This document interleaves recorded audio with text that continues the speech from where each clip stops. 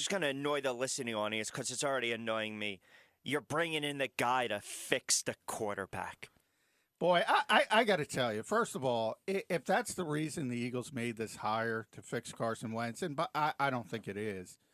They've made a mistake. It's a failure. So.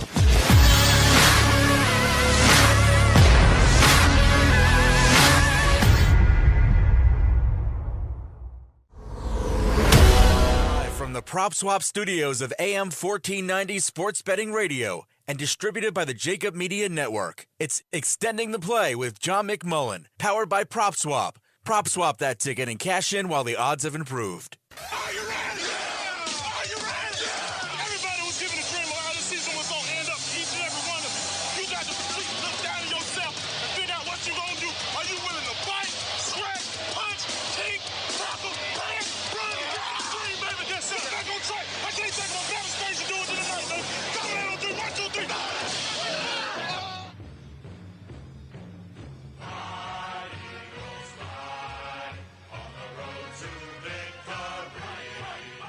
It's your time, South Jersey, and our time on AM 1490 Sports Betting Radio for Extending the Play with your host, NFL insider John McMullen. Today's program is presented locally by the Malamut Law Firm and Remax Real Estate and powered regionally by Bet River Party Poker and Dunkin' Donuts. Now, here's John McMullen.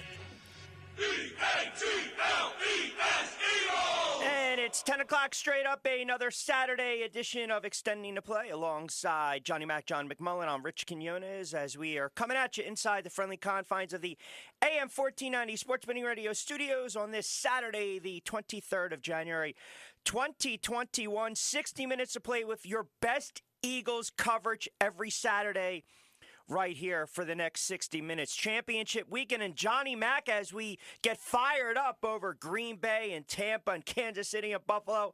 How about the Philadelphia Eagles picking up the guy on the street that people are already making jokes saying is running numbers there in South Philly, but they have a head coach. Have a head coach, and it's championship weekend, as you mentioned, Rich. So the Eagles are back on their way to championship weekend with Nick Sirianni. Blows you away. It just rolls right off the tongue. I think everybody had Nick on. And in fact, I think at the beginning of this coaching search, I asked Siri who would be the next head coach of the Philadelphia Eagles, and she said Nick Sirianni.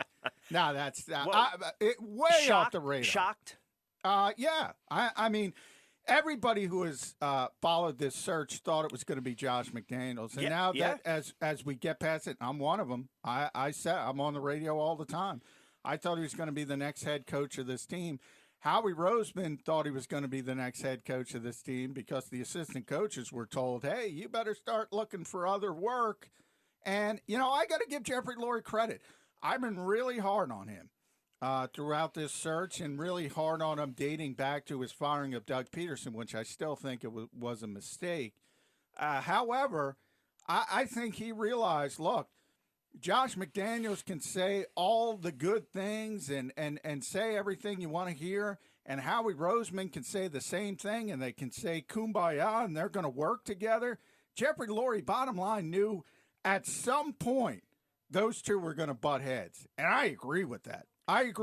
So what happened, Rich, they went through a second round of interviews, and basically they were going to keep going until they found somebody who they thought that was better than Josh McDaniels, and it turned out to be Nick Sirianni. Yeah, I mean, people would equate it, sports analogy, maybe to them it's a late homer, late in the game. They're That's ninth exactly candidate. what I said. Yeah, maybe not bottom of the ninth, but it was like bottom of the eighth. Yeah, and get that go-ahead run. Now, for the listening audience out there, here's a New York guy, he coached at Pennsylvania State Athletic Conference, IUP. Yeah, PSAC. Right? That's football. right. He's 20. So a couple things to remember, right? Mount Right-hand Union, man. too. Yeah, exactly. Division 3.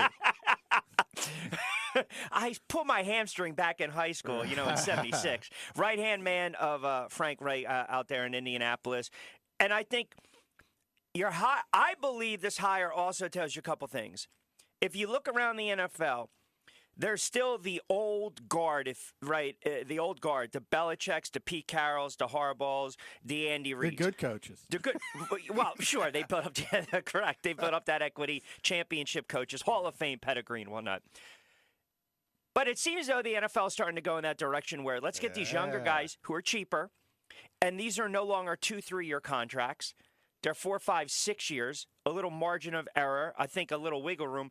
But I'll ask you this, Johnny Mac. Good 5 o'clock shadow potential. Exactly. Male modeling, maybe in the future. Are these hires, and in this case, this hire, we've heard it all week.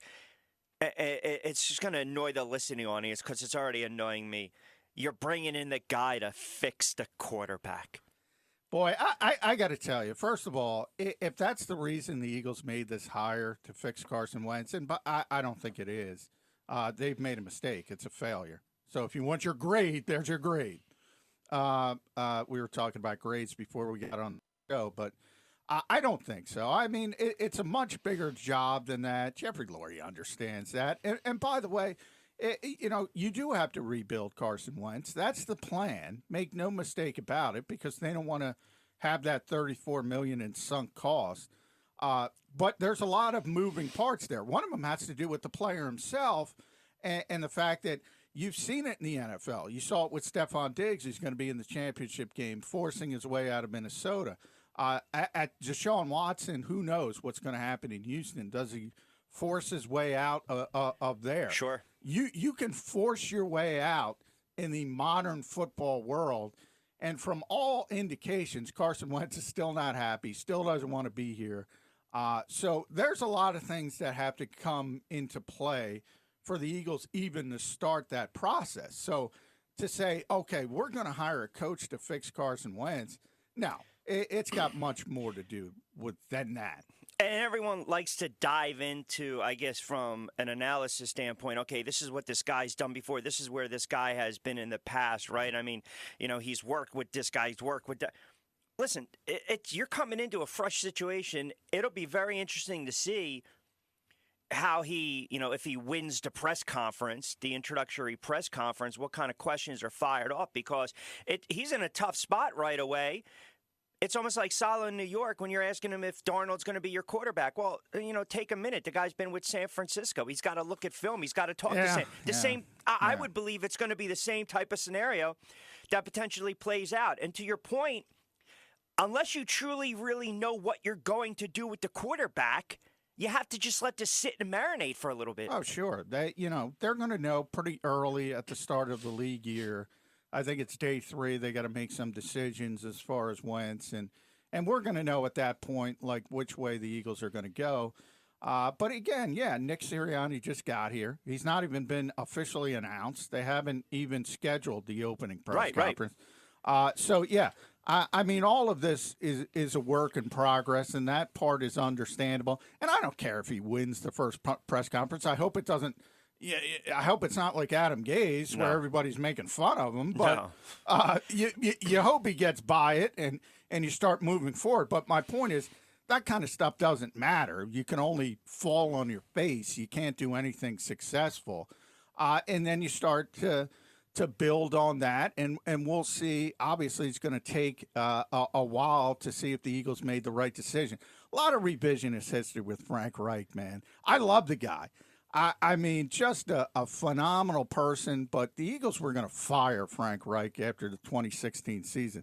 This is what's so entertaining to me, Rich, is this whole incestuous relationship. The Eagles wanted to get rid of Frank Reich. Doug Peterson stepped in, said, no, I feel really comfortable with him. We got a good relationship. Everything takes off in 2017. Then Frank gets the head job in Indy after Josh McDaniels ironically bows out. Right. And now the revisionist stories in Philadelphia, well, we won a Super Bowl with Frank Reich. He must be responsible for the offense. And all it turns around, we can't find anybody to surpass Doug Peterson. What do we do? Let's call Frank Reich. It's so incestuous. It is because, and you're right, it's the perception, and people will push their own narrative and they'll push their own agenda. But also, too, you can bring in any guy to be head coach of the Philadelphia Eagles. You still have holes to fill. This is an old roster. Yeah, and I want to get your thoughts on this before we hit the break. So that leaves out the others that don't get the jobs, right? The Eric Bieniemys.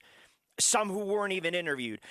Deuce Staley, who's been in the building all week it seems as though once the Eagles made this hire a couple days ago, right away, the Bieniemys, the Todd Bowles, the Deuce Staleys, I believe ownership, franchises, they know what they want in a guy. Now, and then people might listen to this and say, well, where are you going with this? My point is, are the Eagles behind in the times in the regard we're being open-minded with potential minority candidates or going for, like a guy, everyone, rah, they wanted Deuce, right? The fan wanted Deuce. But you've said this, our guests have said this, they kind of already know what they have in Deuce, and that's not a slight or knock on Deuce. But how about an Eric Bieniemy? No, I mean, are they behind the times? Yes. I mean, Jeffrey Lurie talks a big game when it comes to progressive politics. And I wrote about this in Philly Voice. I mean, this is a guy who goes in his press conference and talks like he's the social arbiter of the world. So when you do that, and then you haven't hired a minority candidate to be a head coach or a coordinator. Todd Bowles was here in 2012, but as an interim or a GM for the past 20 years. Yeah. And since Ray Rhodes, and basically whatever that was, 94 or 95, he was fired in 98. Yep. So that's how long it's been. And, I said the timing of this was going to be a problem for the Eagles, even more so with the Houston Texans, because now they're last. That's right. And they just got raked over the coals for interviewing the greatest guy in the world. As you said, a national treasure. Yes, a national treasure who looks like Captain America. Can open up a can with his chin, has the perfect hair, was born on the 4th of July. And by the way, who's also been in the NFL for how many years? 18 years, which, by the way, is not experience. Not experience. You got to go be a quality control coach at, IUP. Sure. You got to make those steps. But my point with Josh McCown is, this is a difficult political time, a difficult political situation. This league is trying. There's only 2 black head coaches in this league. And it is 69% black. That's right. In the NFL. That's the problem. Yep.